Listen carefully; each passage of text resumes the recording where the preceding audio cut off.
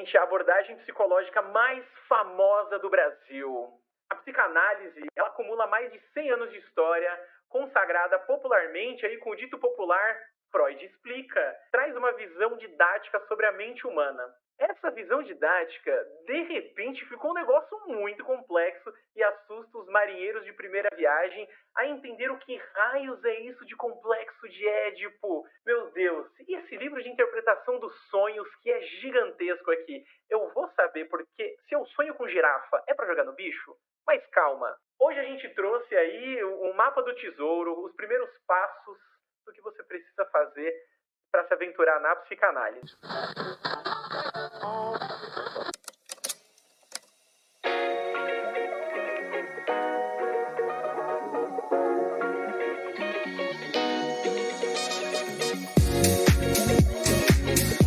Muito bem-vindo, amantes da psicologia, apaixonados por conhecimentos, cheiradores de pó de biblioteca. Eu sou Rafael Cerqueira, este é a Voz da Psicologia, um podcast psicoclube, seu espaço de aprendizado contínuo e inspiração diária na psicologia como ciência e profissão. E hoje, para quem aí estava pensando, falando pelos corredores, que aqui é todo mundo terapeuta cognitivo-comportamental, vai morder a língua, mentira, porque hoje a gente trouxe psicanálise, demorou, mas veio, no episódio 7, olha aí, né?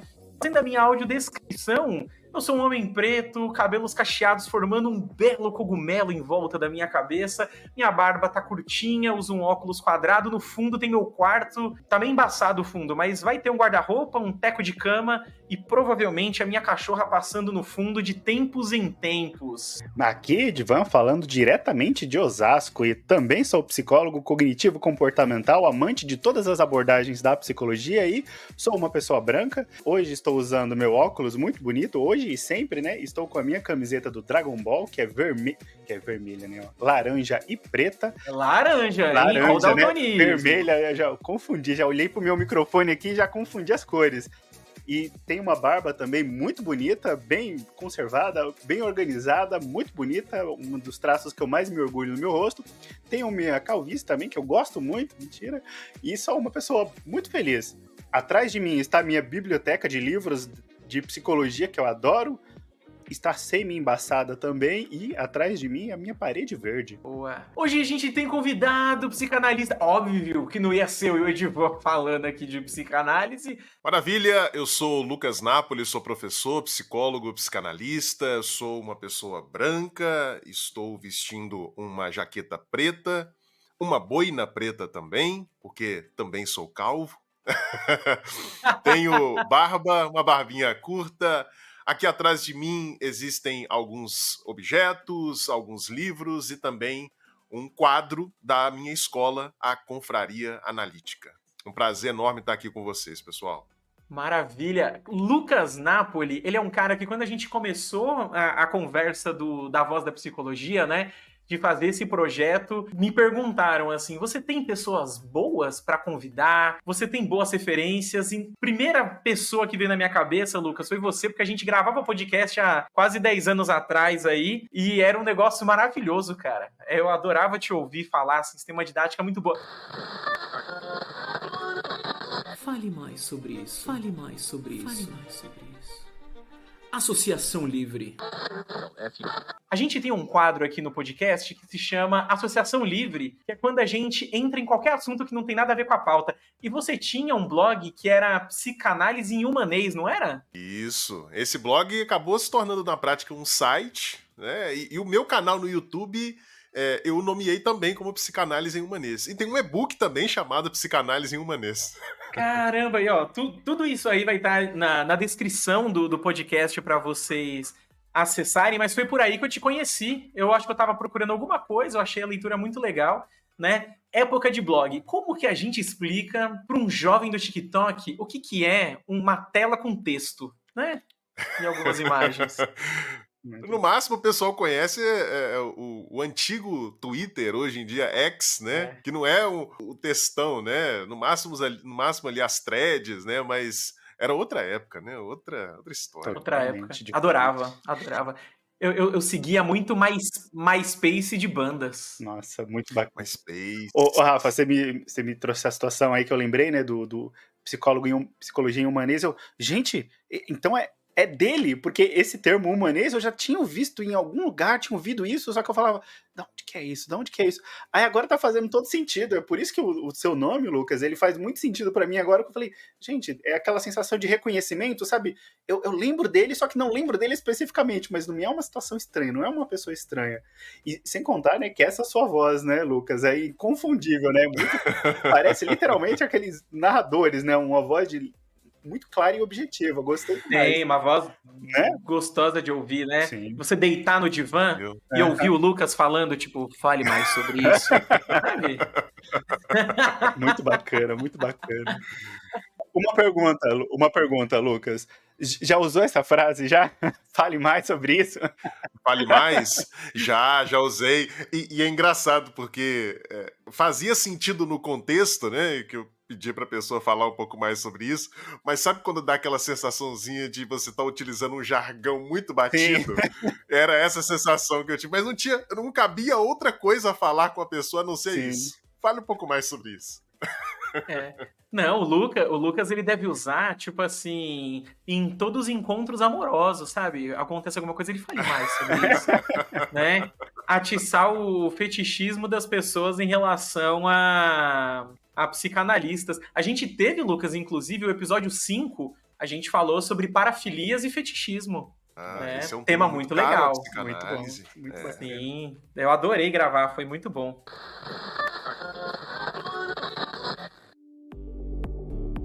Mas calma. Antes da pauta, mais calma. Antes da pauta. E antes da pauta, eu tenho que lembrar, ressaltar com muito orgulho que a Voz da Psicologia é um podcast do Psicoclub. Se você vai lá, @psicoclub, psico.club, você acha a gente aí em todos os lugares. Muito conteúdo relacionado à carreira para você que está aí recém-formado, formado, que está procurando uma especialização. E, claro, falar do nosso maior patrocinador, que é o Psicomanager. Eu vou explicar para você, Lucas, o que é o Psicomanager. Quando a pessoa ela não é um saco de vacilo e ela quer ter um bom gerenciamento do trabalho dela como psicólogo, de forma autônoma, quando ela quer ter esse bom desenvolvimento, e assim, dá para fazer numa planilha de Excel, né, escrevendo num papel, dá para fazer tudo isso. Mas, de forma profissional, para gente que vem da área de humanas, que já tem menos habilidade, psicomanager.com.br tem uma solução tecnológica muito, muito boa para você. Acessa lá, dá essa moral. E se você virar cliente do Psicomanager, em algum momento lá de avaliação, você tem que falar assim, não, eu ouvi na Voz da Psicologia. Porque aí eles dão um aumento pra gente. Já pensou, Edvan? Opa! Que muito legal. Gosto Caramba, muito ia disso. ser maravilhoso. Ia gastar tudo com bala de Coca-Cola. Pena que eu não acho mais. Nossa. Adorava. Gostinho de infância, hein?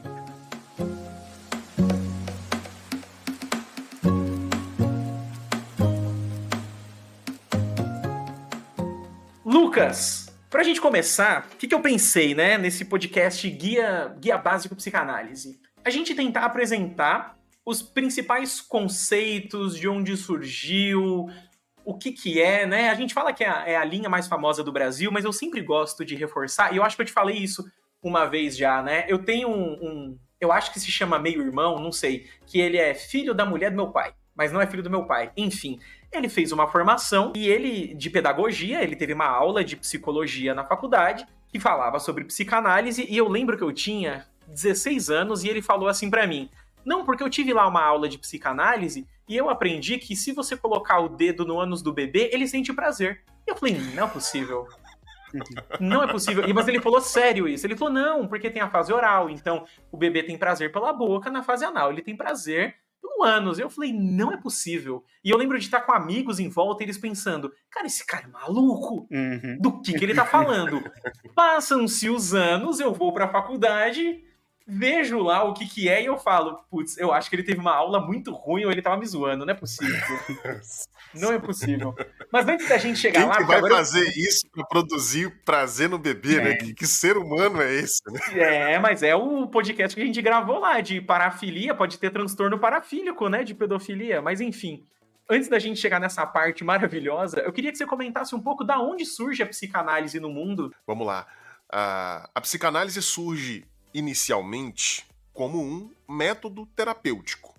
Um método terapêutico para o tratamento de neuroses. Eu acho sempre muito importante frisar isso, porque quando a psicanálise nasceu, você tinha um cenário em termos de psicopatologia, de diagnóstico psicopatológico, muito diferente do que a gente tem hoje. E você tinha também um cenário cultural em que a psicoterapia não era uma coisa tão conhecida, tão disseminada quanto é atualmente. Então era uma coisa muito restrita ao meio médico. Quer dizer, as pessoas, sei lá, você se separou, terminou um namoro e está sofrendo por causa disso, você não pensava em ir numa psicoterapia para trabalhar essa questão. Você sofria ali sozinho, conversava com amigos, né? As pessoas tinham muitos amigos naquela época, né? Não só virtuais. Não tinha uma rede social para você desabafar. Não tinha uma Ana Maria Braga para você ir apresentar a sua música de término. Nossa. Não tinha. Exatamente, não tinha nada disso, né? Então as pessoas iam conversar com familiares, com amigos, iam à igreja, né? Eram esses dispositivos utilizados para lidar com esses problemas, essas formas de mal-estar, vamos dizer assim, né? Quando é que as pessoas procuravam a psicoterapia ou era oferecido a elas uma psicoterapia? Quando elas apresentavam transtornos mentais graves. E era o caso do que se chamava na época de neurose. Esse termo a psicanálise mantém, mas fora da psicanálise não é mais utilizado. Você pega o DSM não fala de neurose, a CID não fala de neurose, utiliza outros termos para caracterizar, em certa medida, aquilo que era chamado na época do Freud, por toda a psiquiatria, pela medicina de forma geral, como neurose. E havia um tipo particular de neurose, que era chamado na época, e os psicanalistas continuam chamando de histeria, que era marcado principalmente pela apresentação por parte do paciente de sintomas físicos, do tipo paralisias nas pernas, dores pelo corpo, contraturas, cegueiras muitas vezes, dores de cabeça, problemas físicos, mas que não tinham uma causalidade orgânica. E essa patologia, que é conhecida desde a antiguidade e foi chamada de histeria justamente porque acontecia mais em mulheres, histeria vem de histeros, em grego, que significa útero, se achava que era uma patologia tipicamente feminina. E, de fato, a grande maioria das pessoas que padeciam dessa doença eram mulheres. E a histeria, ali no final do século XIX, ela representava um desafio para a medicina, porque não se sabia muito bem como tratar essas mulheres. Então, alguns médicos haviam começado a utilizar a hipnose, procedimentos de natureza sugestiva para tratar essas mulheres. Então, assim, sei lá, a mulher apresentava dores nas pernas ou paralisia nas pernas. Ela ia a um médico e esse médico, se ele fosse utilizar um tratamento sugestivo, ele hipnotizava essa mulher e durante o estado de hipnose ele ordenava a ela que depois que ela acordasse ela não teria mais aquela paralisia ou aquelas dores. E isso funcionou com muitos pacientes, dando a prova de que a causalidade ali em jogo naquela doença não era uma causalidade física mesmo, era psíquica. Né? Porque se você mexia na cabeça da pessoa, digamos assim, e depois da hipnose ela não tinha mais aqueles sintomas, então o sinal de que a causalidade era psíquica mesmo. Só que um problema é que esses sintomas geralmente voltavam, ou a paciente desenvolvia outros sintomas relacionados aos primeiros, de tal maneira que esse tratamento não funcionava muito bem. O Freud, Sigmund Freud, médico neurologista, ali no final do século XIX, ele queria ser pesquisador, né? A grande vocação do Freud é para ser um cientista, ele chegou até a pensar em ser filósofo, mas o Freud se formou em medicina e, como ele não conseguiu ter uma ascensão na carreira científica muito significativa, e a carreira científica, como até hoje, né, principalmente aqui no Brasil, não dá muito dinheiro, o Freud queria casar, queria, né, assim, ajeitar ali a sua vida, então ele começou a atender pacientes. E começou a atender pacientes histéricas. E aí, na busca por tratar essas pacientes, ele começou utilizando esses procedimentos sugestivos. Ele fez inclusive um estágio lá na França com o Jean-Martin Charcot, né, um grande médico, um grande autor aí da psiquiatria, e aprendeu lá com Charcot como é que era o procedimento sugestivo, né? Você hipnotizava as pacientes e fazia todo o procedimento.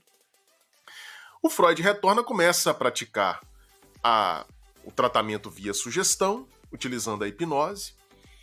Ele tinha um amigo que acabou se tornando uma espécie de mentor dele, que era o Joseph Breuer, um médico mais experiente, muito reconhecido ali na Áustria, em Viena. E o Breuer, ele havia desenvolvido um método de tratamento um pouquinho diferente da sugestão. E ele havia desenvolvido esse método a partir de um caso específico que ele tratou, que foi o famoso caso de Anna O.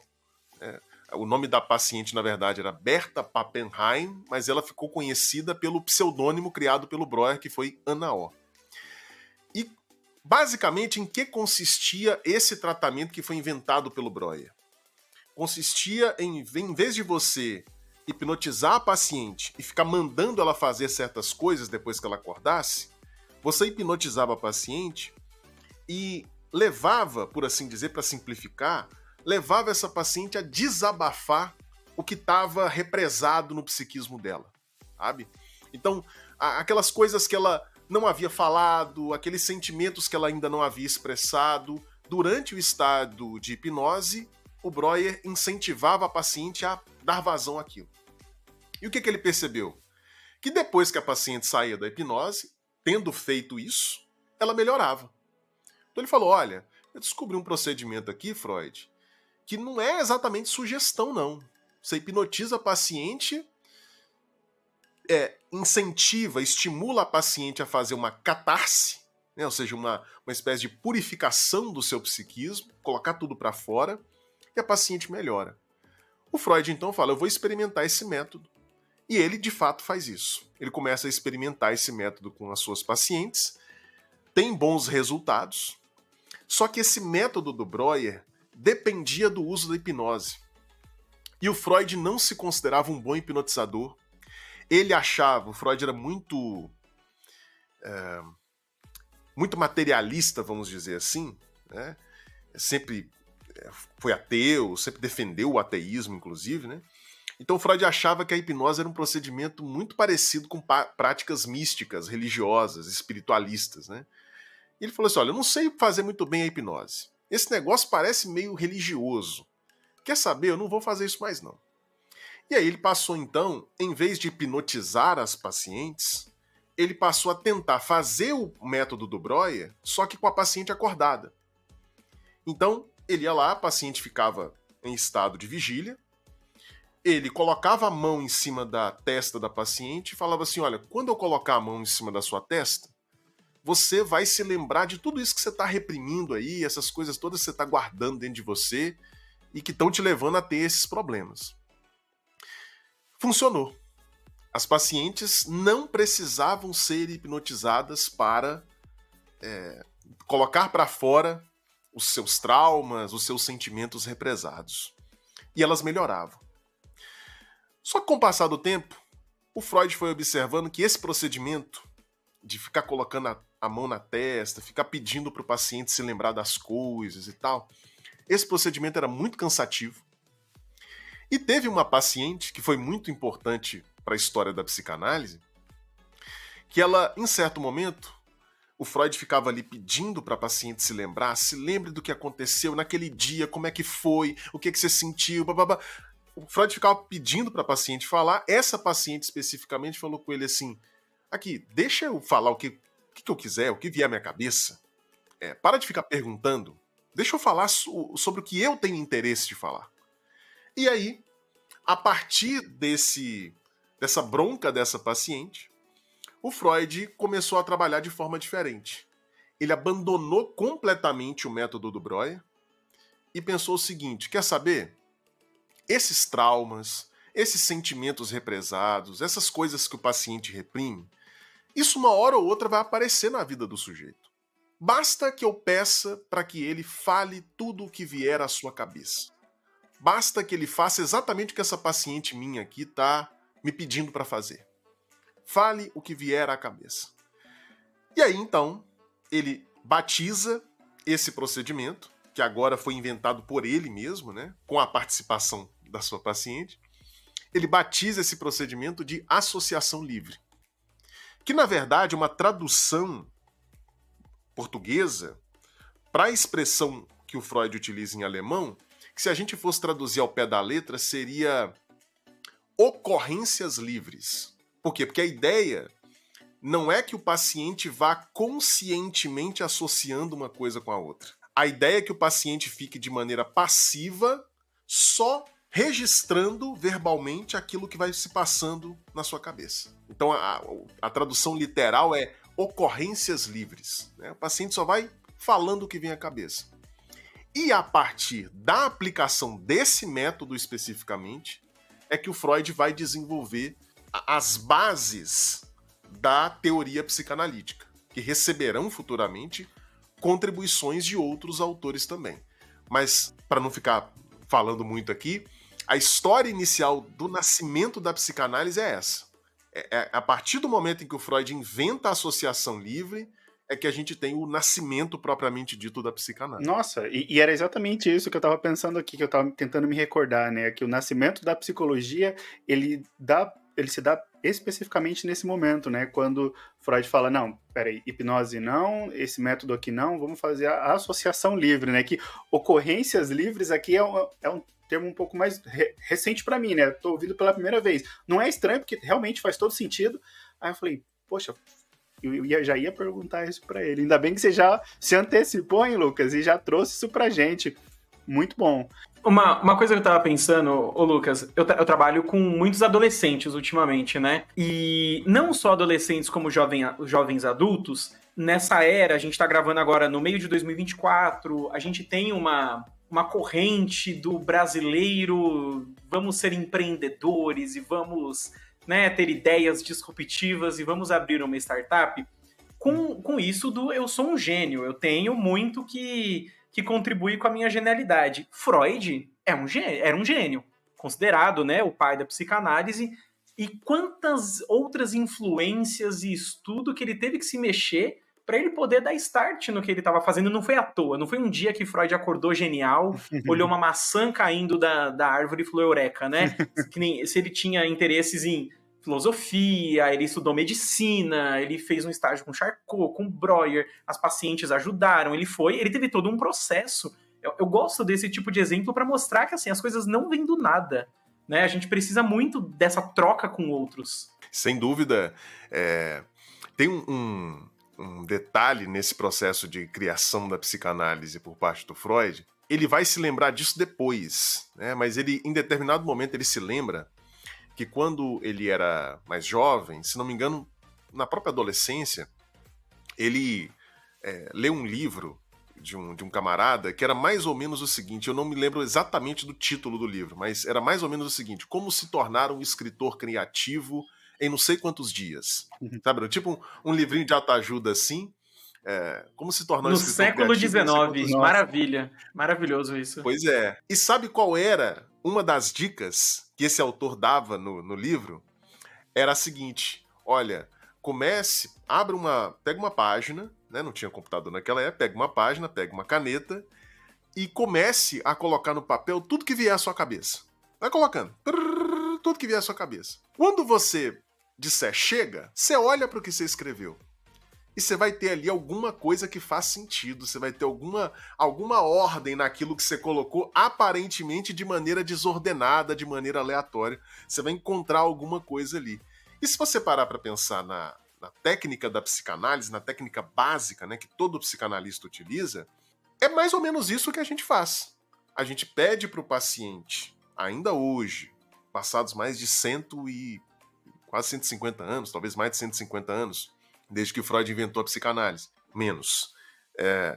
A gente pede os pacientes para fazerem associação livre, para falar o que vier à cabeça deles, e tanto o próprio paciente quanto o psicanalista vão identificando certos arranjos, certos padrões, certas repetições naquilo que aparentemente está sendo dito de forma completamente aleatória. Então a dica que o Freud leu lá na adolescência sobre desse autor, né, acabou de alguma maneira reverberando na criação da psicanálise.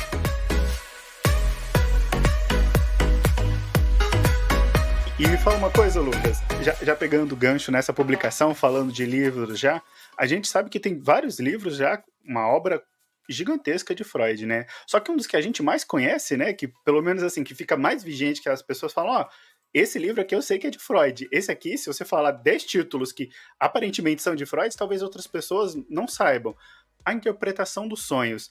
Por que esse livro é tão importante na psicanálise e para o desenvolvimento de todas essas abordagens que vieram tanto com Freud e depois dela? O próprio Freud considerava esse livro como tendo uma importância suprema ao longo da sua obra. Porque a gente pode dizer o seguinte, se você quer entender como é que o inconsciente funciona, acreditando na suposição feita por Freud, e que do meu ponto de vista me parece uma suposição necessária para a gente entender o comportamento humano, crendo na suposição de que nós temos pensamentos inconscientes e de que esses pensamentos eles se organizam de uma determinada maneira, eles interagem entre si segundo uma certa lógica. Se você quer entender como é que o inconsciente funciona, você precisa ler a Interpretação dos Sonhos. Um outro título para a Interpretação dos Sonhos poderia ser um tratado sobre o inconsciente. Por quê?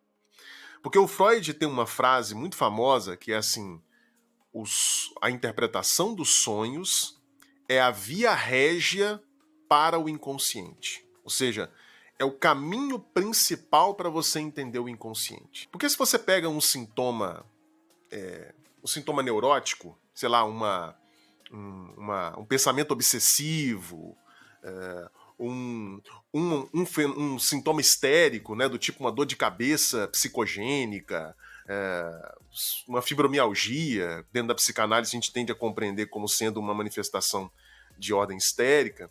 Você pega esses fenômenos, a partir de uma interpretação psicanalítica a gente pode deduzir a presença do inconsciente. Mas logo de cara você não percebe. É mais difícil convencer uma pessoa, digamos assim, da existência do inconsciente a partir desses fenômenos. Mas no caso do sonho, a coisa fica assim... É praticamente impossível você não aceitar, você não concordar que existem pensamentos inconscientes. Porque o sonho, ele é uma produção que possui algum tipo de ordenamento, né? Assim, você tem narrativa no sonho, aconteceu isso, eu cheguei em casa e tinha uma pessoa, papapá. Só que isso acontece enquanto você está inconsciente. Você está dormindo, né? Então é a prova cabal de que a gente pensa inconscientemente. E quando você vai ver como é que os sonhos acontecem, como é que eles são formados, a ideia de que nós temos um pensamento inconsciente que funciona de acordo com uma certa lógica, quando você olha para o sonho, isso fica muito mais fácil de ser demonstrado. Por isso que a interpretação dos sonhos tem essa importância, e por isso que o Freud dizia que a interpretação dos sonhos é a via régia para o inconsciente. Se você for pegar relatos de casos de psicanalistas, né, pegar os próprios casos do Freud, mas também de outros analistas, quando você pega casos clínicos, é praticamente inevitável que em algum momento o autor traga sonhos do paciente como evidências, para usar um termo que está aí muito na moda atualmente, né, como evidências daquelas descobertas que estão sendo feitas na análise. Na interpretação dos sonhos, o Freud vai explicar como é que os sonhos são formados, vai apresentar uma teoria consistente sobre isso, né? Como é que os sonhos são formados, quais são os mecanismos que governam a produção daquelas imagens que aparecem nos sonhos, e principalmente ele vai lançar uma tese que, já adianto para vocês, é uma tese problematizada dentro da psicanálise, tá? Que é a tese de que, no final das contas, todo sonho expressa de maneira disfarçada, simbólica, metafórica, a realização de certos desejos reprimidos do sujeito. Essa é a grande tese que o Freud defende na interpretação dos sonhos. E por que eu digo que ela é problematizada? Porque outros autores, grandes autores que vieram depois do Freud, vão dar a entender pra gente que os sonhos não necessariamente expressam apenas desejos. Você pode representar no sonho, por exemplo, um medo de que algo aconteça. Você pode representar uma situação, um conflito pelo qual você está passando, e não necessariamente a realização de um desejo específico, né? Mas essa é a grande tese que o Freud defende nesse texto. Muito bom. Boa. Fico lembrando, né, porque faz muito sentido essa questão da problematização que você trouxe aqui pra gente, Lucas, porque realmente, muitas das vezes, a gente sonha com uma realização de um desejo que a gente tem, né, de uma comunicação com alguma coisa que a gente deseja realmente. Só que às vezes, né, talvez seja uma impressão que a gente ficou muito intensa de alguma coisa que a gente viu, sei lá, um filme de terror. Quem é que nunca aqui assistiu um filme de terror e depois teve aquele pesadelo, né? Eu acho muito bacana esse contraste dessas duas situações. Já deve ter chegado pro Lucas um vídeo que é um rapaz falando assim, como que são os meus sonhos? É um vídeo que o cara tá lavando a perna que ele se acidentou e aí ele fala, chuveirinho, chuveirinho, Guardiões da Galáxia. Aí aparece um guaxinim, sabe? Não sei se vocês já viram isso, é Nossa. Maravilhoso. Tipo, Esse eu não vi, eu já vi outros na mesma Com pegada. esse estilo, sim. Mas, Chuveirinho, lavando as canelas, né? Cervejinha no vaso, vou pegar a cervejinha, né? De repente uma perna fraturada, Guardiões da Galáxia. Olá, meu querido, tudo bom? Como você tá? é incrível isso. Essa tese do Freud, ela é problemática em dois aspectos. Inclusive, recentemente eu fiz uma aula em que eu propunha até uma outra perspectiva para pensar os sonhos um pouco diferente da do Freud. Mas ela é problemática em dois aspectos. Primeiro, porque, gente, é praticamente impossível, se você me conta uma situação, eu não enxergar ali um certo desejo. Por exemplo, você fala assim, eu tô com muito medo de tomar pau no exame de direção que eu vou fazer para tirar carteira. Eu tô com muito medo de ser reprovado. Ok, então esse medo expressa o seu desejo de ser aprovado. Sim, né? Então acaba sendo uma coisa meio assim, meio como roubar no jogo, né? Cara, você ganha, coroa você perde. Coroa eu perco, né? Cara, você ganha, coroa eu perco. Acaba sendo uma coisa assim. Então essa tese de que todo sonho expressa um desejo, ela é muito fácil de ser demonstrada. E aí é um prato cheio para todos os críticos da psicanálise, né? Assim, a psicanálise é irrefutável. E um outro problema dessa tese é de que ela está assentada no pressuposto do Freud, que foi criticado por outros autores depois, que é o pressuposto de que o ser humano é um ser essencialmente pulsional. O Freud tem essa visão de ser humano. O homem é um ser movido pelos seus impulsos. A força motivacional básica do ser humano são os seus impulsos. A princípio, impulsos sexuais e de sobrevivência, e depois ele acrescenta o impulso de morte, né? O ser humano é um ser movido pelos seus impulsos, e a grande tarefa, digamos assim, da vida humana é gerenciar esses impulsos. Ora, dentro dessa perspectiva, faz sentido pensar que os sonhos expressam exatamente desejos, ou seja, impulsos nossos que estão ali guardados, né, as 7 chaves, e que estão sendo expressos por meio dos sonhos. Mas outros autores da psicanálise vão dizer assim, não, o Freud está equivocado. O ser humano não é movido só por impulsos. O ser humano é movido por relações. Relações não são exatamente impulsos, né? O ser humano é movido por certas necessidades mais básicas do que os impulsos. Então, se existem outros fatores motivacionais, a gente precisa contemplar esses fatores motivacionais nos sonhos. E aí, é por isso que alguns autores vão problematizar essa teoria inicial do Freud.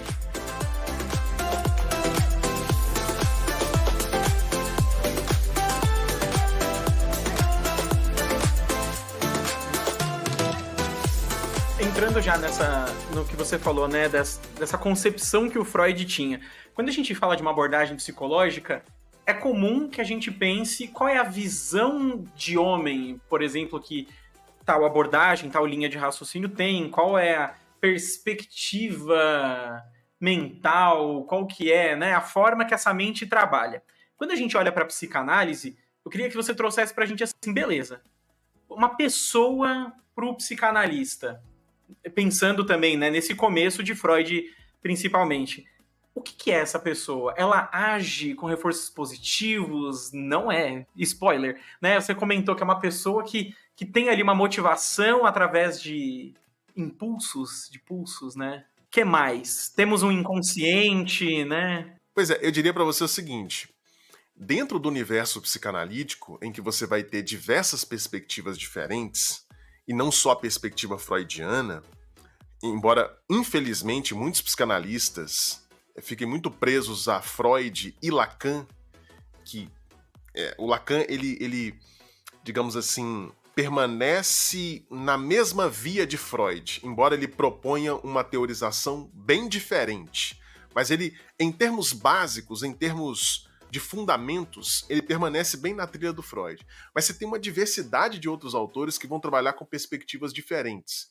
Mas tem um ponto em comum entre todos, em relação à visão de ser humano. Para a psicanálise, independentemente dos autores, o ser humano é um ser fundamentalmente em conflito. Isso é ponto pacífico. O ser humano é um ser em conflito. E por que esse conflito existe? Em função do fato de nós sermos seres sociais, essa é a razão básica, né? O fato de nós necessariamente, para sobrevivermos, precisarmos nos relacionar uns com os outros e com a sociedade de forma geral, com as leis, com as normas, com a cultura. Isso coloca sobre nós uma divisão. E aí essa divisão, esse conflito entre duas partes, digamos assim, eles vão ser pensados de maneiras diferentes dependendo do autor.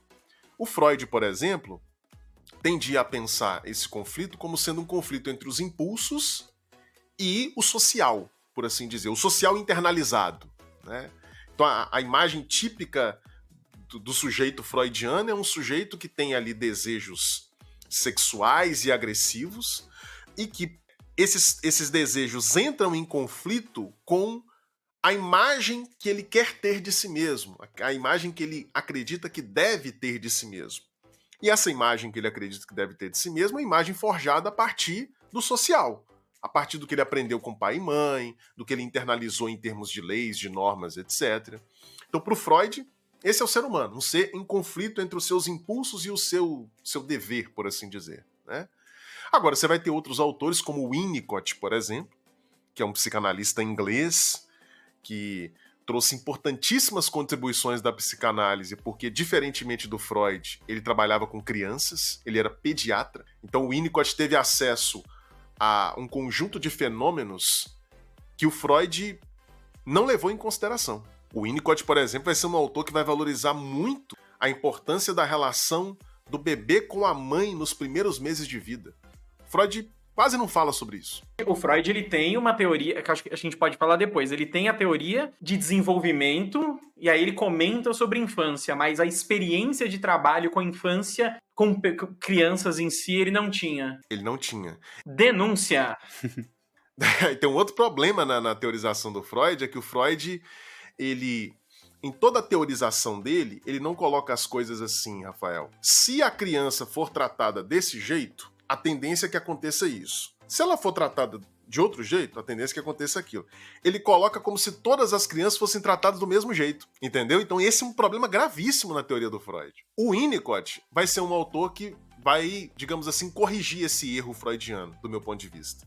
Ele vai dizer assim, se a criança tiver um ambiente suficientemente bom, ela vai se desenvolver de maneira saudável. Mas se esse ambiente inicial for um ambiente hostil, ela vai desenvolver patologias para se adaptar a esse ambiente. Para o Winnicott, o conflito central da personalidade não é entre impulsos e o dever. Para o Winnicott, o conflito essencial da personalidade é entre o verdadeiro self, o verdadeiro si mesmo, e o falso si mesmo. A vida em sociedade exige que você seja meio falso.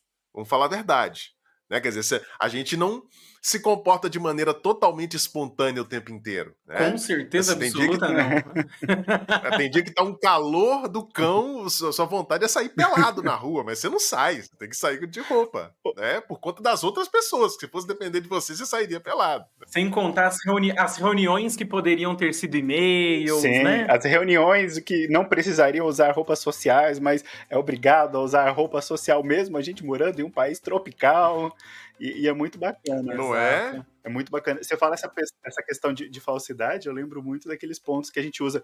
É a máscara que a gente usa, né? Que até na psicologia a gente usa esse termo mesmo para explicar uma questão desse As ponto personas, de vista, né? Sim, as personas que a gente usa para determinadas situações, né? No trabalho, em tal situação. Muito bacana. Exatamente. Quando você é uma pessoa saudável, digamos assim, você usa essas máscaras, mas você tem consciência de que você está usando. Você sabe que você não é exatamente aquilo ali. Você tem muita segurança em relação a quem você é de verdade. Mas há pessoas que, pelo fato de terem vindo de um ambiente hostil lá na infância, elas foram forçadas a adotar um personagem. Então, o conflito que essas pessoas vivenciam é entre quem eu sou de verdade e quem eu finjo que sou para sobreviver no ambiente, para me adaptar ao ambiente. Mas você percebe que tem um conflito aqui. Um conflito entre o falso self e o verdadeiro self. Outros autores da psicanálise vão pensar o conflito em termos de relações de objeto. Eles vão entender, por exemplo, que você pode sofrer, você pode experimentar um tipo de adoecimento, uma depressão, por exemplo, que tem como base um conflito entre o amor que você tem, sei lá, pela sua mãe e o ódio que você tem por ela. Entre a imagem de você amando a sua mãe, dando carinho a ela ou recebendo o carinho dela, e por outro lado a imagem de você agredindo a sua mãe, sendo hostilizado por ela. Então, o conflito não vai estar entre os seus impulsos e o seu dever, mas o conflito vai estar entre essas duas formas de relação de objeto, essas formas de relação interpessoal.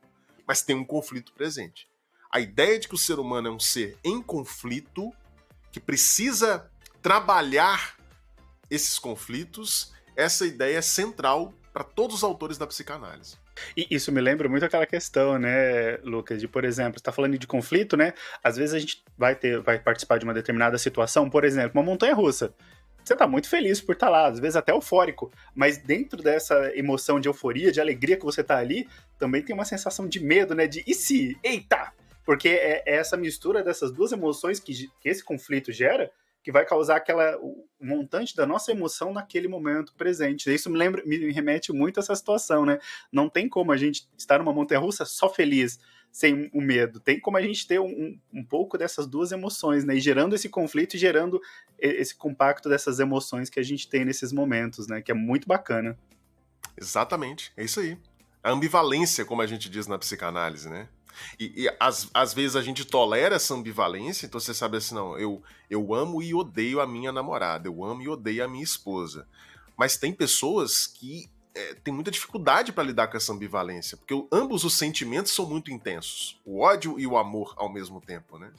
Eu ando muito dos memes, eu acho que hoje, né? Tem um também que eu vi, um print de uma conversa que eu não lembro se é um homem falando com a mulher ou a mulher falando com o homem. É irrelevante. Que manda uma foto de uma pizza e fala assim pro companheiro, né? Você, pra mim, é uma pizza portuguesa. Aí manda a foto da pizza. Eu adoro pizza. Eu amo pizza, é minha comida preferida. Mas na pizza vem ervilhas. Eu não gosto de ervilhas. Que são algumas pequenas atitudes que você tem. Eu acho tão curioso isso, porque a pessoa ela precisou de uma metáfora pra falar que, sim, gente, todo mundo tem defeito, né? E ela tava com receio de tirar, talvez, do trono do amor incondicional. É até uma piada, às vezes, né, que as pessoas fazem assim, os casais, né? Mas você me amaria se eu fosse uma minhoca gigante? Mas e se eu não sei o quê? Você gostaria de mim? Né? Se nem nesses casos, gente, tá fácil. Imagina quando a pessoa, de fato, tem defeitos, porque acredite e pasme-se.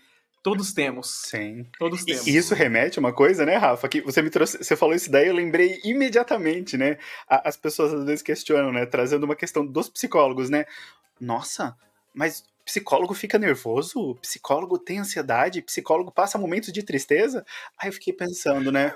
Não, claro que não, porque assim que a gente se forma, né, sai da faculdade, quando você toma posse da sua posição de psicólogo, todas as suas questões, todos os seus conflitos, eles desaparecem e você fica uma pessoa totalmente zen, né? É só felicidade. Quem dera. Como que quem chama, dera, Lucas? né? É o falso selfie, né? É o falso selfie, a gente Falso finge, selfie, né? falso a si mesmo. Nossa. Falso selfie. Exatamente. Teve um momento, não aqui na Voz da Psicologia, em outro podcast que tínhamos, no Psicocast, a gente ia entrevistar uma pessoa que ela trabalhava com algo muito, assim, alegre, motivacional. Nossa. Ela era muito, muito, assim... Eu não posso dar detalhes, mas era um trabalho muito grandioso, feliz e pra cima. E ela estava vivenciando um término de casamento e uma depressão, a pessoa não estava bem. E aí, a gente, naqueles bastidores, antes de começar, a pessoa, vou até pedir o perdão aqui para poder falar um palavrãozão, a pessoa, tipo, acho que ela derrubou o fone dela e ela falou assim, mas caralho, filha da puta, não sei o que, ela tava muito nervosa. Ela estava muito transtornada. Você via na voz, assim, o nervoso. A gente deu play na entrevista. Olá, meu nome é Senhor Feliz. E não sei o quê. E foi assim, indo e eu pensando, meu Deus. Olha só. Como que essa pessoa... É o falso selfie. E ali eu vi, eu falei... É um excelente comunicador ou é um excelente mentiroso? Não sabemos, né? Não precisava, assim, não precisávamos na gravação que a pessoa fosse extremamente feliz e pra cima. Ninguém precisa ser feliz e pra cima todo o tempo. Mas ali eu vi, eu falei, meu Deus, que mudança brusca. E as pessoas nunca vão saber. Elas não vivenciaram esse bastidor como eu vivenciei, assim, né? E quantas vezes a gente não faz isso durante a vida? Eu vou dar um exemplo meu. Eu estava xingando antes de entrar nesse podcast porque eu estava atrasado. Uma reunião que eu não deveria ter me alongado tanto. Eu coloquei o microfone, não funcionou, e eu aqui, essa caralha! Não funciona! Né? E a gente vem agora extremamente positivo. Sim. E com a terapia em dia gravar um podcast. É aquele momento, né, Rafa? Se você não tivesse falado, ninguém perceberia, né? Ninguém perceberia. Mas é literalmente aquele momento que o pessoal brinca, né? É cara de psicólogo, né? Você, antes de começar o atendimento, você tá de uma forma e de repente você... Opa, e tudo bem com você? Bom dia! Aí você... literalmente faz isso, né? É muito bacana essa questão. Mas você sabe que eu tenho um posicionamento sobre isso, que é o seguinte, é necessário, né? É necessário porque, assim, aquela pessoa que tá pagando pra você, mas acima de tudo está esperando a sua ajuda profissional, ela não tem nada a ver com os seus problemas, né? Então, assim, se você tá passando por uma situação muito complicada e julga que você não vai conseguir, por exemplo, se concentrar no que a pessoa tá falando, desmarca o atendimento. Sim. É melhor, né, que a pessoa não receba aquele atendimento do que receber um atendimento em que você tá ali simplesmente fingindo e não oferecendo de fato o que você pode oferecer para aquela pessoa. Agora, se você dá conta de escutar, a pessoa não precisa saber do que tá se passando aí dentro de você, das raivas que você tá passando, né? Ela precisa da sua, como diz o próprio Winnicott, a sua atitude profissional. Não pode virar, né, Sim. Lucas, aquele meme, né, de o psicólogo começa a chorar na sessão e parece que os papéis se invertem, né? Aí, não, calma, doutor, tá tudo bem, não sei o quê. Aí eu falo, gente, não pode chegar nesse nível, né? Esse é o nível que a gente tem que observar. Exatamente. Sensacional. E, Lucas, a gente tá falando de alguns temas polêmicos, né? E eu fico imaginando assim, né? Por exemplo, a gente falar dos estágios da sexualidade para Freud, né? Hoje já é um tabu a gente falar sobre determinados quesitos de sexualidade, né? Um podcast que fale sobre sexualidade, o pessoal já olha e já fala, gente, nossa... Pode? É normal? Já tem aqui um certo estranhamento, óbvio, bem diferente da época de Freud, mas eu fico pensando, quando Freud começou a falar nisso, numa sociedade que era totalmente diferente, que tinha um tabu absurdo, como que era isso na época de Freud? E o principal, né? A gente sabe de alguns estágios do desenvolvimento sexual aqui, como que ele chegou nisso? Por quê? E quais são esses estágios, Lucas? E assim, tira a nossa dúvida lá do começo. Não é botar o dedo na criança, pelo amor de Deus. Né? Não é. E, Lucas, antes de você começar a falar, tem um comentário que eu ouvi de um amigo, quando eu estava ainda na época da faculdade, eu acho que eu estava no segundo, terceiro semestre, né? Ele falou isso e eu também ouvi, eu falei, não, gente, tá errado isso, não é possível. Ele falava, óbvio, ele não era da psicologia, ele falava assim, não, é que Freud falava que o bebê, ele queria ter relações com a mãe. Eu falei, não, gente, tá errado isso daí, não é assim não é isso, você tá entendendo totalmente errado. Só vai escalando e piorando assim, num nível isso, né? Ouve da forma e traduz, né, que fala, não, gente, isso tá errado, ó, isso, eu não cheguei nessa parte ainda na faculdade, mas eu sei que tá errado por instinto. Depois, obviamente, eu vi que realmente era diferente da forma que ele falou e falei, gente, absurdo. Conversei com esse amigo e expliquei. Assim, eu julgo que eu consigo explicar essa teorização do Freud sem que ela pareça tão escandalosa e sem que ela pareça tão absurda quanto às vezes parece. Primeira coisa, eu diria para vocês e para a audiência de forma geral, não levar muito a sério essa teoria do desenvolvimento sexual do Freud. Por que não levar muito a sério? Porque essa teorização do Freud, ela é tributária de uma visão do Freud sobre a sexualidade, que é uma visão, a gente poderia dizer, enviesada. É uma visão heteronormativa, para falar as coisas de forma muito clara. É uma visão heteronormativa. Sem querer passar pano para o Freud, tem muitos psicanalistas que passam pano para o Freud, mas a gente precisa ser muito claro em relação a isso. O Freud, ele entendia que a homossexualidade não era uma patologia, uma doença. No entanto, ele entendia que a homossexualidade era um desenvolvimento incompleto da sexualidade. Ou seja, se você desenvolvesse a sua sexualidade de forma plena, você se tornaria heterossexual. E o que significa para Freud se tornar heterossexual? Significa que o homem vai desejar uma mulher fora do seu círculo familiar, ou seja, que não é a sua mãe, não é a sua irmã, uma mulher fora do seu círculo familiar, e a principal forma de satisfação sexual do homem será a penetração do seu pênis na vagina da mulher. E no caso da mulher?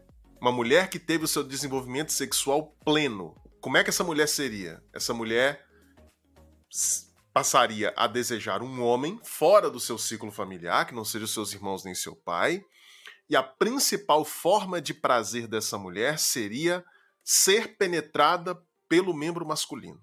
Ou seja, para Freud, uma mulher que desenvolveu a sua sexualidade plenamente, ela goza pela vagina. O orgasmo dessa mulher é um orgasmo vaginal. Então, por exemplo, uma mulher que só consegue ter orgasmo se ela estiver manipulando o seu clitóris. Essa mulher, para Freud, não desenvolveu a sua sexualidade plenamente. Ou seja, a gente está falando aí de 80% das mulheres, né? A gente está falando... Tem muitas mulheres que não conseguem ter orgasmo vaginal. Imensa maioria das mulheres não consegue. Então, todas essas mulheres, para Freud, teriam seu desenvolvimento sexual incompleto. Então, veja como é uma visão de sexualidade forçando um pouquinho a barra ideológica, heteronormativa. Por que eu estou colocando isso? Porque só é possível entender a teoria do desenvolvimento sexual do Freud se você considerar esse último patamar dela, o ápice do desenvolvimento, que seria a heterossexualidade. O homossexual, o homem homossexual, a mulher homossexual, seriam aqueles que ficaram aquém desse desenvolvimento. Eles não conseguiram chegar até o outro sexo. Permaneceram desejando pessoas do mesmo sexo. Então, para Freud, seria um desenvolvimento inibido. Esse é o ápice do desenvolvimento para Freud. Então, para ele, a sexualidade humana percorreria um certo desenvolvimento regular. Há certas pessoas que ficariam estacionadas em certas fases desse desenvolvimento. Hoje, à luz do que outros autores da psicanálise propuseram, principalmente o Lacan, a gente pode relativizar essa teorização do Freud e pensar o seguinte: o que de verdadeiro Freud descobriu? Teve uma coisa muito importante que ele descobriu, que a sexualidade humana ela é, por natureza, desregulada. Esse é um ponto fundamental e é uma das maiores contribuições da psicanálise para a nossa visão sobre a sexualidade. Ninguém nasce masculino, ninguém nasce feminino, ninguém nasce heterossexual, ninguém nasce homossexual. A orientação sexual de uma pessoa, bem como a sua identidade sexual, não está dada no nascimento. A sexualidade humana ela é aberta. Ela é aberta para influências de ordem biológica, sem sombra de dúvida, porque a gente tem os hormônios, não dá para negar as diferenças biológicas, cerebrais, inclusive, de homens e mulheres e tal. mas a gente tem influências das experiências infantis, sobretudo. A gente tem a influência cultural, social. Então a sexualidade humana é aberta. Essa foi a principal descoberta do Freud sobre a sexualidade. Agora, ele fez algumas outras descobertas que têm a ver com essa coisa da fase oral, fase anal. O que ele descobriu? Que a nossa sexualidade, ela não é redutível à genitalidade. Porque muitas pessoas, quando pensam em sexo, pensam no ato sexual propriamente dito, né? Pênis na vagina. As pessoas pensam imediatamente nisso. Mas se você parar para pensar, a sexualidade humana é muito mais vasta. A gente tem, por exemplo, o erotismo oral, né? Quem vai negar o fato de que para a sexualidade humana, o prazer que nós obtemos com a boca é muito importante. Por exemplo, toda relação sexual normal começa com beijo, certo? E você tem sexo oral. O sexo oral, ele não dá prazer só para quem está recebendo. Quem está praticando o sexo oral também tem o prazer oral de estar ali, falando propriamente, né, chupando o órgão genital do outro, né? A gente tem o prazer anal, o prazer de ter o seu ânus penetrado, o seu ânus acariciado, lambido, né? Tem muitas pessoas, não necessariamente precisa ser homossexual para isso, ou bissexual. Tem muitas pessoas que gostam, né, desse tipo de prática, né, que obtém prazer. E todo mundo que vai ao banheiro, e todo mundo vai ao banheiro, né, fazer o seu cocô, todo mundo sabe que o ânus é uma região prazerosa, né? Tem gente que fica 30, 40 minutos no banheiro ali porque tá curtindo aquele prazer anal. Levar um celular com conexão, então, né? Fica ali um Ô, tempão. Lucas, seria muito ligado com essa questão de satisfação, né? A boca, a satisfação em comer, ir no banheiro e ficar lá, dá literalmente um alívio. Fica um determinado tempo sem usar. Quando você vai usar, você tem aquela sensação de prazer, de alívio daquela situação, né? Então tem essa questão, né? De satisfação também, né? Exatamente. E quando é que a gente descobre que essas zonas do corpo são zonas erógenas, ou seja, que elas proporcionam prazer? A gente descobre isso na infância. Uhum. O bebê, quando ele é amamentado pela mãe ou por uma mamadeira, ele experimenta a satisfação da sua fome, né? Uhum. Ele é alimentado, mas ele percebe que o sugar em si é um negócio gostoso. Por isso que o Freud diz que a fase oral é a primeira. Porque é o primeiro prazer que a gente descobre. É o prazer de chupar. Uhum. Passam-se alguns meses, e o que vai acontecer com todas as crianças? Elas serão obrigadas pelos pais, obrigadas, porque isso não vem da criança, elas serão obrigadas a fazer cocô no piniquinho. Quando a criança ela é levada pelos seus pais a controlar o seu esfíncter e fazer cocô no piniquinho, ou seja, parar de usar fralda, ela descobre que o ânus dá prazer. Porque até então, ela só fazia cocô, né? Tava com vontade, tava com a fralda ali, fazia cocô ali. Quando ela vai fazer cocô no piniquinho, ela percebe o seguinte, se ela segurar um pouquinho o cocô, ela percebe que ela sente um prazerzinho. Que na hora que ela vai fazer, o prazer é maior. O prazer, ela dá uma potencializada nesse prazer. Então, ela descobre o potencial erógeno do ânus nessa fase. Como é uma fase que vem depois da amamentação, o Freud coloca a fase anal depois da fase oral. Uhum. E aí tem uma terceira fase importante para o Freud, que é a fase que ele vai chamar de fase fálica, que é a fase do desenvolvimento em que as crianças descobrem que os seus órgãos genitais produzem prazer. É claro que isso pode acontecer antes, mas é muito comum que ali por volta dos 3 anos de idade, as crianças comecem a passar a mão no seu genital e percebe que dá prazer. O menino passa no pênis e a menina, como não tem pênis, ela passa no clitóris. Então você vai ver, de repente, uma menininha de 3 anos ali se esfregando num sofá, porque ela percebeu que aquele negócio é gostoso,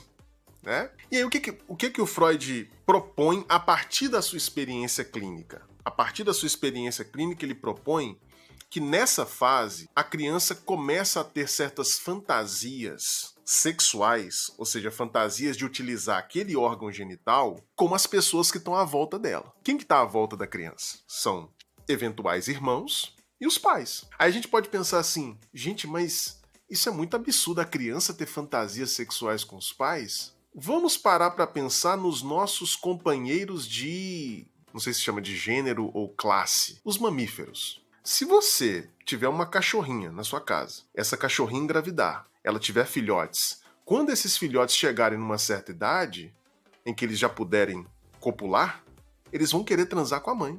Os filhotes vão querer fazer sexo com a mãe. Uhum. Com gato acontece a mesma coisa, com qualquer bicho. Eu não tenho muito conhecimento de zoologia, mas eu posso imaginar que isso acontece pelo menos com a maioria dos mamíferos. Mamonas Assassinas já dizia. Mamonas Assassinas, filósofos contemporâneos já falavam, né? Transa com as próprias mães. Por que isso não acontece na espécie humana?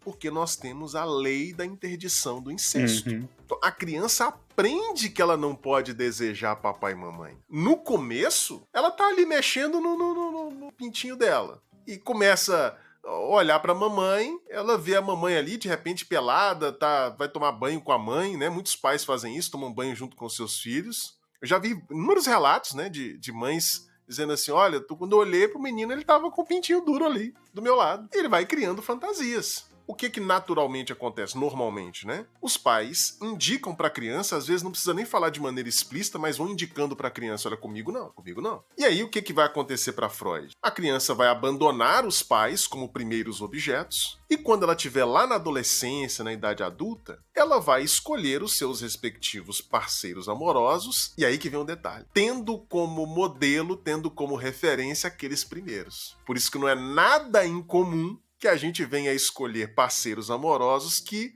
de alguma maneira, estejam vinculados, que lembrem, que tenham traços parecidos com os nossos pais. Mas é essa a ideia. Tá vendo como não é tão absurdo quando a gente para analisar no detalhe? Né? Não é uma coisa assim, chocante.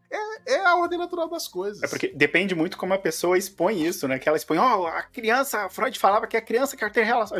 Não, gente, calma, tem um contexto, tem uma explicação, é assim, ó, não é bem isso que você tá falando, é dessa forma. Isso. E isso é muito importante, né? Porque, que nem você falou, né? A gente tá falando hoje muito em era de Twitter. Quanto que dá pra explicar um texto, a compreensão, por exemplo, da psicanálise, qualquer conceito, em um tweet, em 250 caracteres, se eu não me engano, né? Em uma quantidade de caracteres. Não dá. Então, e é muito isso, né? Às vezes, Não dá pra fazer num Reel, um Reels de 1 minuto, alguma coisa Não dá, assim, não dá, né? Toda vez que eu tô vendo um filme, uma série, assim, que aparece alguma cena de incesto, eu sempre falo assim, Freud, olha aqui, ó, Freud, alguém chama ele, meu Deus. Mas é isso aí. Trazendo isso daí, eu tô lembrando de um meme agora que é bem recente, que é do Harry Potter, né? Que tinha 3 fotos, né? A da mãe do Harry, a da esposa do Harry e a do Freud embaixo, né? Porque a mãe e a esposa são idênticas, iguaizinhas. Aí você olha assim, você fala assim... Aí não precisa nem falar nada, não tinha nada escrito, só tinha a figura do Freud, assim, com uma cara de tipo... sabe? Aquela de... já tô dizendo tudo. Mandei pra algumas pessoas, só de falar isso, a pessoa já entendeu totalmente, assim, o contexto. Eu falei, tá vendo? É bem nesse ponto aí. Game of Thrones que eu diga, né? Sim. Game of Thrones tá aí também, né? O autor, ele... Game of Thrones começa desse jeito, né? Começa com uma cena de incesto. Lucas, pra gente caminhar pro final, meu querido, eu queria que você trouxesse uma indicação, assim, quem ouviu a gente, quem tá afim de estudar psicanálise, se aprofundar, que caminho que você tá indicando pras pessoas, ou de leitura, curso, faz após... faz psicologia primeiro? O que você traz de sugestão? Embora a psicanálise ela não tenha a exigência de que a pessoa seja formada em psicologia ou medicina, existem escolas da psicanálise que fazem essa exigência, mas de forma geral nós entendemos que a psicanálise não deve ficar restrita a pessoas que possuem essas formações.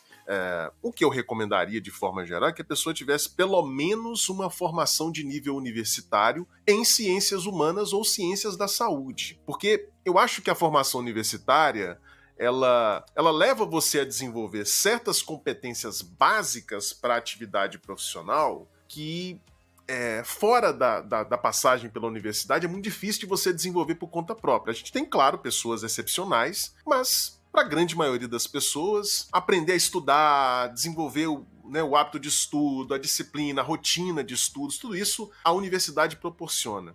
E eu acho que as ciências humanas e as ciências da saúde oferecem bons pontos de partida para uma pessoa que pretende se tornar psicanalista. Mas beleza, a pessoa tem uma formação de nível universitário e deseja começar a estudar psicanálise.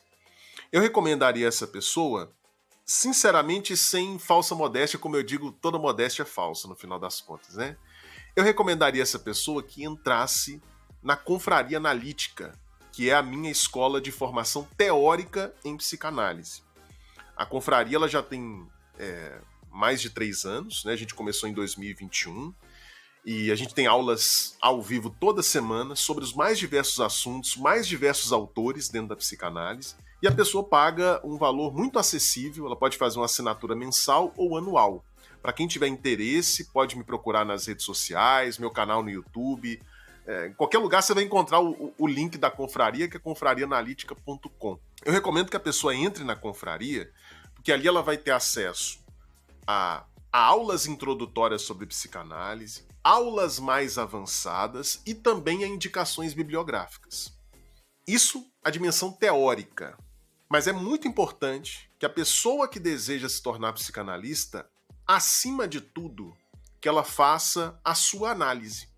Ou seja, que ela, durante aí alguns anos, 5, 6 anos, cada um, depende de cada um, né, o percurso de cada um, mas que ela faça a sua análise pessoal, que ela procure um psicanalista e inicie a sua análise pessoal. O requisito mais importante na formação de um psicanalista é que ele tenha sido paciente de outro analista, para que ele possa verificar na pele, na prática, na experiência, como é que a psicanálise funciona, como é que é a manifestação do inconsciente, como é que a gente lida com o inconsciente na clínica. Só estudando a teoria não tem jeito. Então, eu diria que a pessoa pode fazer as duas coisas ao mesmo tempo. Ela faz a análise dela toda semana, 2 vezes por semana, 3 vezes por semana, depende de cada um, e ao mesmo tempo vai estudando a teoria. Lá na confraria analítica, fora da confraria também, né, com os seus estudos individuais. Mas esse seria um caminho que eu apontaria, que eu recomendaria para quem quer entrar nesse barco. Maravilha, jabá feito, hein? Ó, cara, o cara vem aqui, ele... Já ia perguntar para vocês se podia fazer o jabá, já fiz o jabá. Mas com certeza absoluta, né? Você tá disponibilizando... Na verdade, nada nessa vida é de graça, Lucas. Você disponibilizou tempo, conhecimento que você já tem, então o espaço publicitário já tá mais do que no seu direito aqui, né? Maravilha, nada de graça nessa vida. Pensamentos invasivos, pensamentos intrusivos, pensamentos intrusivos. E a gente tem um quadro que eu adoro, que é o Pensamentos Invasivos, que a gente vai propor algumas perguntas rápidas, tem que responder com a primeira coisa que vem na cabeça, não pode... Você tem que se arrepender da resposta depois, tipo, devia ter falado aquilo, né? A gente começa com a pergunta, Lucas, indica um livro pra gente, só pode um. Um livro. Eu vou indicar um livro que eu sempre indico para todo mundo que me pergunta assim, Lucas, eu quero começar a estudar psicanálise, sem nada de psicanálise. Por onde que eu começo? Eu nunca falo a interpretação dos sonhos. Eu sempre recomendo um livro que para mim é o mais delicioso de se ler do Freud, que é o livro A Psicopatologia da Vida Cotidiana. Por quê? Esse livro é mais ou menos da mesma época da interpretação dos sonhos, só que nele o Freud vai, ao longo de centenas de páginas, analisar diversos atos falhos cometidos por ele e cometidos por outras pessoas. Então ele vai mostrar assim, olha, nesse momento aqui que você deixa cair esse copo, nesse momento em que você erra tal palavra, nesse momento em que você se esquece de certa coisa, de uma intenção que você tinha, você foi na cozinha, esqueceu do que você tinha que fazer. Nesses momentos, o inconsciente está se manifestando. A troca de palavras que você fez não foi aleatória. Se eu troco o nome do Rafael por Rodrigo, eu não tô trocando Rafael por Rodrigo à toa. Eu poderia trocar Rafael por qualquer outro nome. Por que eu troquei logo por Rodrigo? Então o Freud vai usar esses exemplos para mostrar a existência do inconsciente, como é que ele funciona. E é um livro muito gostoso de ler, porque ele é constituído basicamente de exemplos. O Freud vai mostrando os diferentes tipos de atos falhos e vai dando vários exemplos e explicando esses exemplos. Então, é muito bom para quem quer se habituar com o modo de pensar da psicanálise, que é aquele modo de pensar que não considera nada como sendo aleatório, como sendo acidental.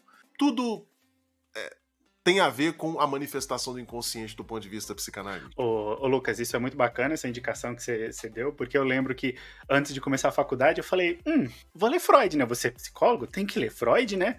Peguei, comprei um livro, tentei ler, li algumas coisas, falei, nossa, não entendi não. Aí eu falei, não tinha. Aí eu fui pensando, como é que eu faço para encontrar um livro que talvez seja um pouco mais fácil para quem ainda não entrou nesse universo da psicologia? Aí deixei o livro de canto, deixei guardado. Depois de 1 ou 2 semestres na faculdade, quando a gente começou a se introduzir um pouco mais na psicanálise, aí eu falei, ok, agora com os conceitos base, agora eu vou voltar e pegar aquele livro. Aí eu peguei e eu falei, nossa, será que é o mesmo livro?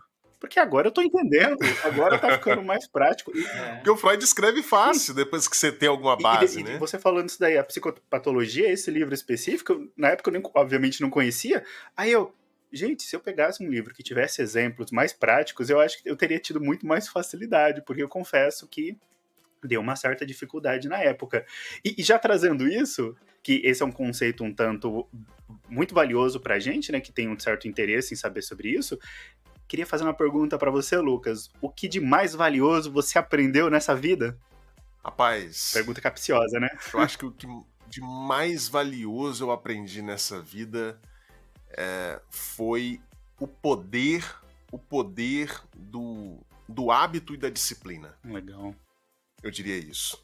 Sabe, assim, quanto você consegue desenvolver as suas habilidades e alcançar objetivos se você não fica mudando o tempo todo e se você, sobretudo, não desiste de certas intenções e projetos diante das menores dificuldades. Sabe? Lá na confraria, por exemplo, eu falei para vocês que a gente tem aula toda semana, né? As únicas semanas em que a gente não teve aula foram semanas em que eu estava de férias. De lá para cá, toda semana aula ao vivo, toda semana tem aula especial.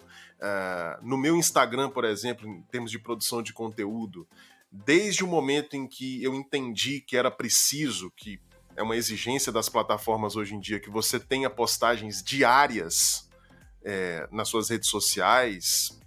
Infelizmente, uma demanda que vem por parte das redes sociais atualmente. Eu procurei ir praticamente todos os dias. Foram poucos dias em que eu não postei nada. E só é possível fazer isso, né? Só é possível você se manter consistente num certo projeto se você tem disciplina. E se você trata aquilo que você precisa fazer como alguma coisa que tem que se repetir na sua vida como um hábito. Então eu diria que a coisa mais valiosa que eu aprendi nesses últimos anos, principalmente, foi isso. O poder da disciplina e do hábito. Muito bom. Excelente. E pra gente terminar, Lucas, se você não fosse psicanalista, psicólogo, o que você queria ser nessa vida? Profissionalmente. Rapaz, antes de ser psicanalista e psicólogo, o meu sonho era ser jornalista esportivo. Então vocês falaram aqui que a minha voz, né, parece voz de jornalista, né?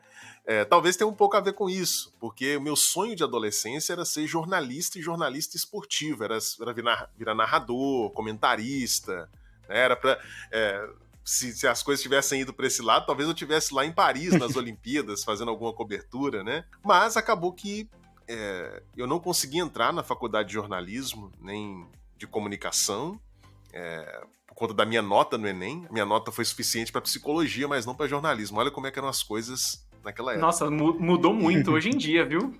Muito. Hoje não precisa nem de faculdade para ser jornalista, né? Você pode fazer o registro sem ter o diploma universitário. Não, sem contar que tem universidades que a nota de corte maior, abaixo de... É sempre medicina, direito e psicologia terceiro.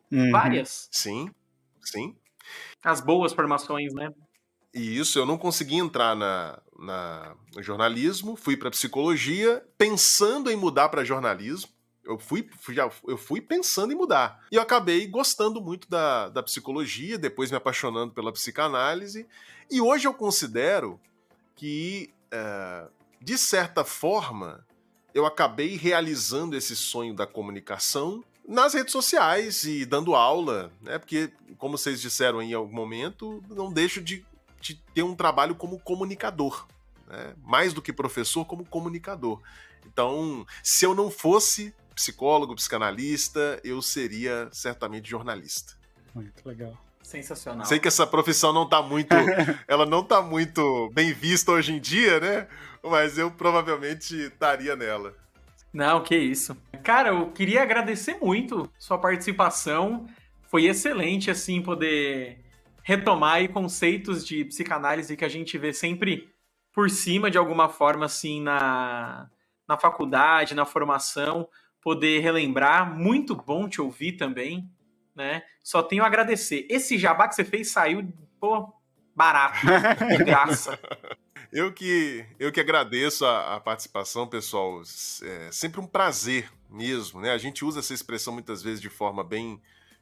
sem pensar muito, né? Mas com muita segurança que eu digo que é um prazer participar. Eu gosto muito de estar em ambientes com esse formato aqui, que a gente vai conversando. Eu acho que a gente aprende mais dessa forma do que até na forma de uma aula formal, porque vocês vão fazendo as perguntas, vão fazendo os comentários, aí de repente eu lembro de uma coisa que eu deveria ter falado e abordo aquilo. Então, eu acho esse um formato muito interessante para a gente conseguir expor os conhecimentos e transmitir aquilo que a gente está propondo. Eu tenho uma teoria, Lucas, que da minha cabeça, de experiências pessoais, né? Que quando a gente tem a necessidade extrema do conhecimento, necessidade extrema, assim, a gente precisa daquilo, nós nos tornamos melhores estudantes, melhores alunos, a aula flui diferente, e aqui, óbvio, né? A gente te convidou, tem um interesse, a gente faz perguntas genuínas, a gente gosta do que tá fazendo, e quando você tem uma aula, até num ambiente mais formal, e você tem uma pessoa muito, assim, ávida, ela precisa daquilo, né? Por exemplo, numa supervisão, em alguma coisa assim, você vê que flui melhor. Eu penso muito nisso porque teve uma época que eu dei alguns cursos para umas turmas na Angola, né? De modo online, eram pessoas todos 100% angolanos, e lá a psicologia ela é muito recente. Vem de 2004, 2006, né? Estabelecer assim, cursos de formação comparado ao Brasil, que vem dos anos 60, se comparar no mundo, que a gente tem ainda estudos muito mais antigos, então é uma coisa muito recente. E eles faziam muitas perguntas. Nossa. Muitas, assim, sabe? A gente não conseguia passar 5 minutos sem uma boa interação na aula, de alguma forma. Então, eu acho que vem disso, né? Por isso que eu sempre recomendo para as pessoas que, quando elas se propõem a aprender alguma coisa, sejam muito ativas, perguntem, participem, leiam, questionem, né? Tipo, se sinta muito à vontade de falar, eu não entendi, porque isso é um prazer, vai ser bom pra você que tá aprendendo e, nossa, é um prazer pra quem tá falando, querendo transmitir, tipo, tem alguém querendo ouvir isso aqui de verdade. Meu Deus. Sem dúvida, sem dúvida. Eu concordo plenamente. O interesse, a vontade de obter aquele conhecimento e entender que aquele conhecimento vai ser transformador para você é o principal ingrediente no processo de aprendizagem. É muito a questão da participação ativa, né, no aprendizado, né? Quando você quer, e se você está dedicado, a motivação que você tem ali, a disciplina que você vai acabar desenvolvendo nisso, é literalmente isso, né? É o elemento que vai fazer a diferença em você aprender ou talvez não, né? Exatamente. Boa.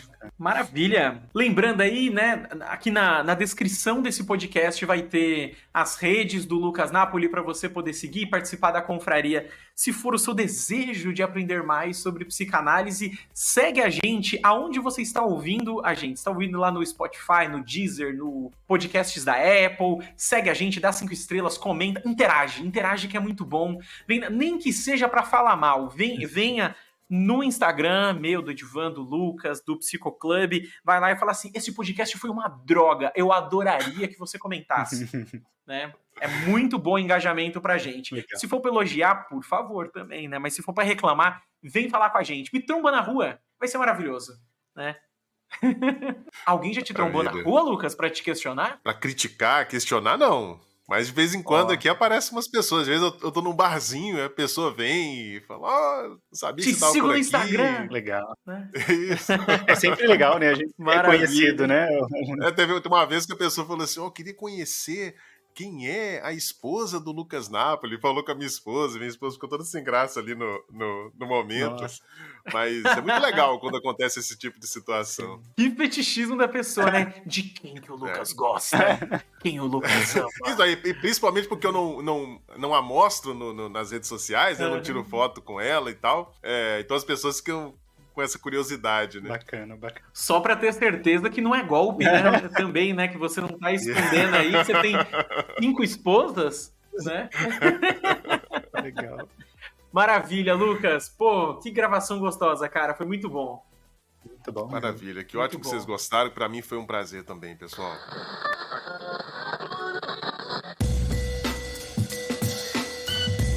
Esse podcast foi editado por Lucky Robot.